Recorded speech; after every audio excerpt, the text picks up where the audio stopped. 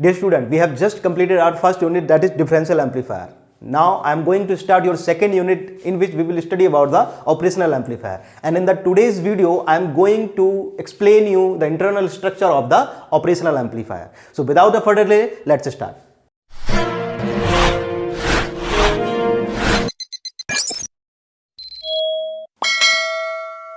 So operational amplifier, इसे हम short hand में ऑप एम्प भी कहते हैं. ऑप का जो ऑप लिया गया है वो कहां से लिया गया है?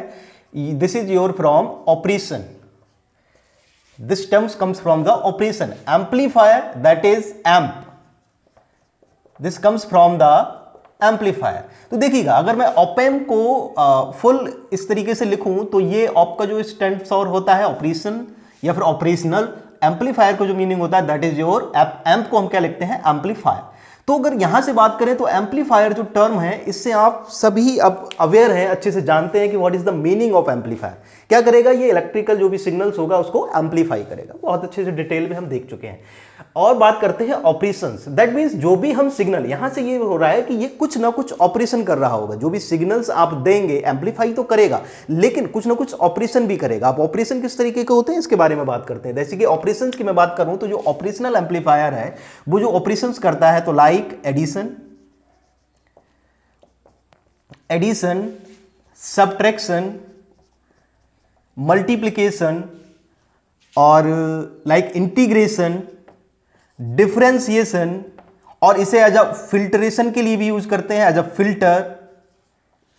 फिल्टर भी यूज करते हैं. तो ऐसे मैनी मोर एंड मैनी मोर.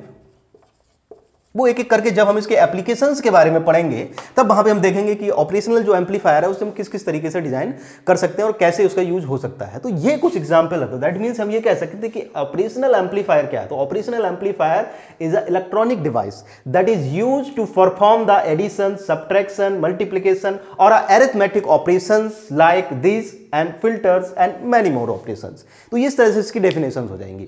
तो ये बेसिकली ऑपरेशनल एम्पलीफायर हो गया. तो ऑपरेशनल एम्पलीफायर जो होता है ये कैसा होता है? ये होता है वोल्टेज कंट्रोल्ड वोल्टेज सोर्स, या फिर इसे हम वोल्टेज एम्पलीफायर भी बोलते हैं. जैसे कि बीजेटी के केस में आपने पढ़ा होगा. तो जो बीजेटी होता था, बीजेटी क्या होता था? ये करंट कंट्रोल करंट सोर्स होता था. That means IC is equal to beta IV. जो output current is controlled by the base current. ऐसे ही अगर आप एफईटी की बात करते हैं तो जो एफईटी था वो कैसा था? वो था voltage controlled current source. That means जो आपने फॉर्मूला देखा था आईडी का जो फॉर्मूला था that is IDSS 1 minus VGS minus VT का whole square. That is your output current is controlled by the input voltage. तो इस केस में ये कैसा होगा? Current source but controlled by the voltage. That is voltage control current source. ये कैसा है? आउटपुट पर करंट है तो इसलिए कैसा हो गया? Current control current source. तो ये करंट सोर्स हो गया, बट करंट सोर्स जो है वो कंट्रोल किससे हो रही है? Output current is controlled by the input current. तो that's why it is current control current source. अब ये कैसा है? That is your voltage controlled voltage source. That means यहां पर भी वोल्टेज होगा और जो इनपुट होगी that is your also a voltage. तो ये बेसिकली थोड़ा सा एक आइडिया है. अब ऑपरेशनल एम्पलीफायर को कमर्शियली अगर मैं देखूं तो इसे एज एन आईसी हम यूज करते हैं. जैसे कि ऑपरेशनल एम्पलीफायर में आपकी एलआईसी में एक इंटीग्रेटेड लीनियर इंटीग्रेटेड सर्किट एक लैब होती है जिसमें आप ऑपरेशनल एम्पलीफायर जो होता है जिसकी जो आईसी होती है जिसे हम 741 मोस्ट पॉपुलर आईसी है दैट इज योर 741 आईसी. जब आप लैब्स में होते हैं तो इस आईसी के हेल्प से आप बहुत सारे सर्किट को परफॉर्म करते हैं. Linear integrated circuit. अभी कोविड वाला फेज चल रहा है तो दैट्स वाई आपके कॉलेजेस ओपन नहीं है तो इस वजह से आप लैब नहीं कर पा रहे हैं. लेकिन अगर आप देखेंगे तो इस आईसी की वजह से हम क्या करते हैं? पीसीबी में इसको यूज करके और पीसीबी की हेल्प से इसमें एक्सटर्नली सर्किटरी कनेक्ट करके लाइक जो कंपोनेंट होते हैं इलेक्ट्रॉनिक कंपोनेंट और electrical component like resistors, capacitors, transistors, diodes, इनको ऐड करके हम क्या करते हैं? एक सर्किटरी जो भी हमें एप्लीकेशन चाहिए होता है उसको हम परफॉर्म करते हैं लैब्स में. तो ये बेसिकली क्या होती है? 741 आईसी. तो जो ऑपरेशनल एम्पलीफायर है वो इस आईसी की फॉर्म में कमर्शियली हमें अवेलेबल होता है. Before moving to the 741 IC, let's do a quick discussion on IC. जितने भी अप्लायंसेस हम डे टू डे लाइफ में अपनी यूज करते हैं like mobile, computer, desktop, laptop, refrigerators, ये सारे ही मैन्युफैक्चर्ड होते हैं किसी न किसी सिंपल सर्किट या फिर कॉम्प्लेक्स सर्किटरी से. और जो कॉम्प्लेक्स सर्किटरी या फिर जो जो सिंपल सर्किटरी है वो जो फॉर्म होती है वो आपके इलेक्ट्रिकल एंड इलेक्ट्रॉनिक्स कंपोनेंट्स को मिलाकर फॉर्म होती है। अब इलेक्ट्रिकल और इलेक्ट्रॉनिक्स कंपोनेंट्स की अगर मैं बात करूं तो आपने देखा होगा जैसे कि resistors, capacitors, inductors, transistors, diodes, इन सबको जब हम इंटरकनेक्ट करते हैं तो हमारा एक इलेक्ट्रॉनिक सर्किट फॉर्म होता है। Based on the size and manufacturing process, we can divide a circuit in two parts. First is integrated circuit and second is the discrete circuit. अगर हमें डिस्क्रीट और इंटीग्रेटेड सर्किट्स में अंतर समझना है तो हम इस तरीके से समझ सकते हैं कि जब आप पीसीबी का यूज करते हैं और पीसीबी पर जब आप resistors, transistors, diodes, inductors, capacitors जब हम इनको माउंट करते हैं पीसीबी में तो ये इंडिपेंडेंटली वर्क करते हैं। जब उसका जो कनेक्शन जो होता है that is your discrete circuitry. और अगर मैं इंटीग्रेटेड सर्किटरी की मैं बात करता हूं तो आपके जितने भी इलेक्ट्रॉनिक या फिर इलेक्ट्रिकल कंपोनेंट्स होते हैं वो एक फैब्रिकेटेड होते हैं आपके सेमीकंडक्टर बफर से, जिन्हें दोबारा अलग नहीं किया जा सकता। लेकिन डिस्क्रीट सर्किट में आप उन कंपोनेंट्स को दोबारा से अलग कर सकते हैं, जैसा कि आप पीसीबी में काम करते हैं।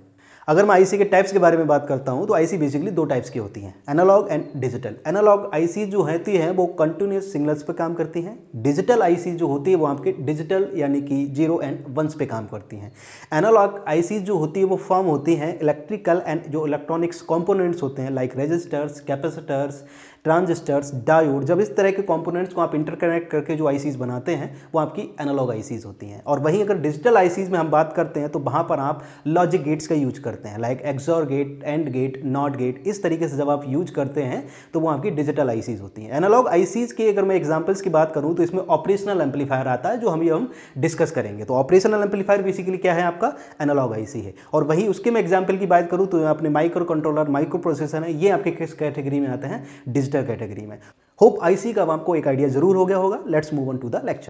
ओके, तो आइए समझते हैं कि ऑपरेशनल एम्पलीफायर जो आईसी की फॉर्म में होता है तो वो आईसी क्या किस तरीके से होती है। तो देखिएगा, ये से हम 8 पिन आईसी होती है, 8 पिन डुअल लाइन पैकेज होता है ये, जिसमें 1 2 3 4 5 6 7 8 पिन्स हैं आपकी, बैलेंस्ड होती है, 4 इस तरफ और 4 उस तरफ, है ना। ये यहां पर एक आपको हल्का सा एक नोच दिखाई देता है। ये एक्चुअली जो नोच है वो होता भी है कुछ चिप्स में, कुछ में आपको शायद नहीं भी दिखेगा, है ना। इसका बस इतना सा मीनिंग है कि आपको यहां से स्टार्ट करना है, that is your first terminal, first, second, third, fourth and then fifth, not from here. Fifth जो कहां से स्टार्ट करना है वो यहां से। तो इसका बस इतना ही मतलब है कि आपको जिस कॉर्नर पर ये हल्का सा ये आपको दिख जाएगा दैट मीन्स आपको यहां से स्टार्ट करना है, दैट इज योर नंबर 1। तो और कोई खास ज्यादा इसका मीनिंग नहीं होता, कहीं कहीं आपको हो सकता है ये चिप्स में ना भी दिखे।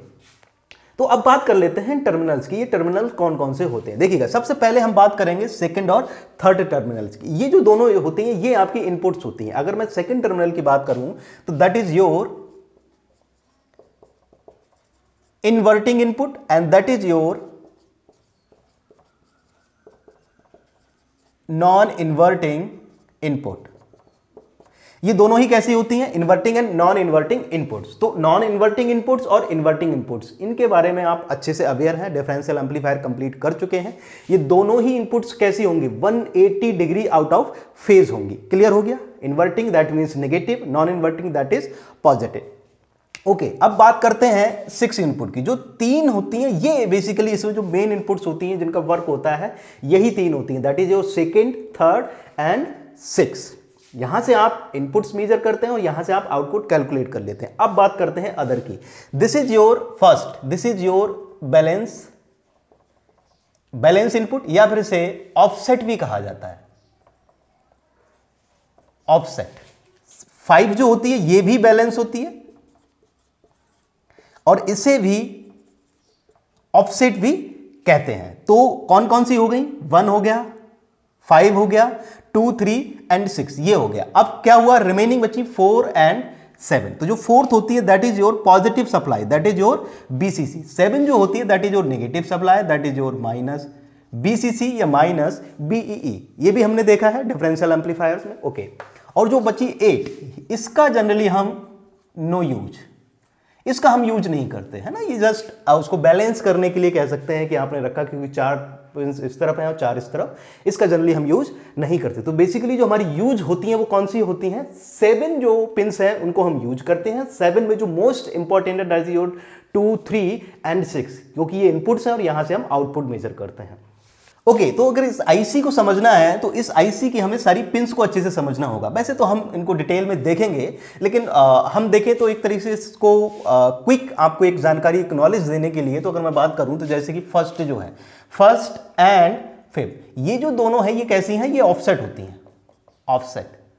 ऑफसेट इन पिंस का यूज हम तब करते हैं, जैसे सपोज कीजिए आपके पास एक एम्पलीफायर है, तो एम्पलीफायर में जनरली अगर मैं आपसे ये कहूं कि आप अगर इनपुट नहीं दे रहे हैं तो आपको आउटपुट भी नहीं मिलना चाहिए, लेकिन मैंने आपको बताया जबकि हमने डिफरेंशियल एम्पलीफायर्स पढ़े थे, तो डिफरेंशियल एम्पलीफायर्स में नॉइज की वजह से, कुछ मिसमैचिंग की वजह से आपको आउटपुट मिलता था, तो एक्चुअल में उसी को हम नॉइज बोलते हैं। तो उस केस में क्या होता है कि जब आप आउटपुट लेना चाहते हैं, कोई ऑपरेशन परफॉर्म करना चाहते हैं, सपोज कीजिए उस नॉइज की वजह से आउटपुट पहले से ही है, तो वो क्या करेगा कि जो आपकी फाइनल आउटपुट पे उसको इफेक्ट करेगा। तो फाइनल आउटपुट हमारी करेक्ट हो, इसलिए हमें क्या करना होगा, हमें कुछ ऐसा अपने सर्किटरी में करना होगा कि जब हम इनपुट पर कोई भी इनपुट नहीं दे रहे हैं, कोई भी एक्सटर्नल सिग्नल नहीं दे रहे हैं, तो उस केस में आउटपुट आपका जीरो रहे। तो इन पिंस की हेल्प से हम क्या करते हैं, उन आउटपुट्स को, जो आउटपुट होती हैं उस पर हम कुछ वोल्टेजेस देते हैं, या फिर बैलेंस इसलिए क्योंकि हम इसको मल्टीमीटर की हेल्प से भी उसमें कुछ कनेक्शंस करके किसी न किसी तरीके से हम इसको बैलेंस करने की कोशिश करते हैं, ताकि इनपुट पर अगर हम कुछ नहीं दे रहे हैं तो हमें आउटपुट पर भी क्या मिले, जीरो मिले। तो ये बेसिकली इसके लिए यूज होती है। इन ऑफसेट का एग्जैक्ट मीनिंग क्या होता है, जब हम इसकी कैरेक्टरिस्टिक्स पढ़ेंगे उसमें डिटेल में पढ़ेंगे कि ऑफसेट एक्चुअल में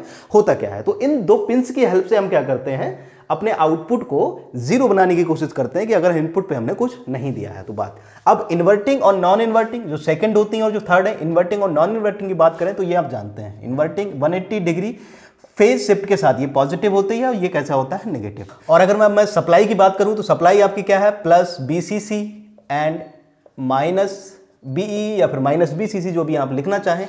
इसकी जो वैल्यू होती है पॉजिटिव सप्लाई, नेगेटिव सप्लाई, इसका जनरली पॉजिटिव और नेगेटिव क्यों, ग्राउंड भी ले सकते हैं, लेकिन हम चाहते हैं कि हमें वोल्टेज स्विंग ज्यादा मिले, तो जितना पॉजिटिव में स्विंग होगा आउटपुट का उतना ही नेगेटिव में स्विंग होगा, that's why we use a negative supply. तो इसकी जो रेंज होती है that is positive negative, plus minus 5 volt to plus minus 24 volt. जो सप्लाई हम लेते हैं वो इसके मिडिल में लेते हैं, अब कितनी लेनी है डिपेंड करता है हमारी एप्लीकेशंस पे। तो ये कौन कौन सी यूनिट्स ये हो गई, ये आपकी हो गई fourth and seventh, fourth and seventh हो गई, फोर्थ और सेवेंथ हो गई। सेकेंड और थर्ड हम देख ही चुके हैं। अब आपका बचा आउटपुट, तो यहां जो 6 है दैट इज योर आउटपुट। तो ये बेसिकली पिंस आपके होते हैं, है ना। तो ये 741 आईसी की हमने पिंस की बात कर ली। अगर मैं ऑपरेशनल एम्पलीफायर के सिंबल के बारे में बात करता हूं तो सिंबल कुछ इस तरीके से उसका सिंबल किया जाता है। इससे हम ऑपरेशनल एम्पलीफायर को इस तरीके से रिप्रेजेंट करते हैं। और this is your BCC, positive BCC, that is your fourth, that is your seventh, that is your minus BEE या फिर minus BCC, this is your 6 pin. इसको अगर इस सर्किट को हम सिंबल में रिप्रेजेंट करें तो this is your output and this is your second, this is your third. तो दिस ये कैसी है, ये आपकी नेगेटिव है, that is V inverting and this is V non inverting.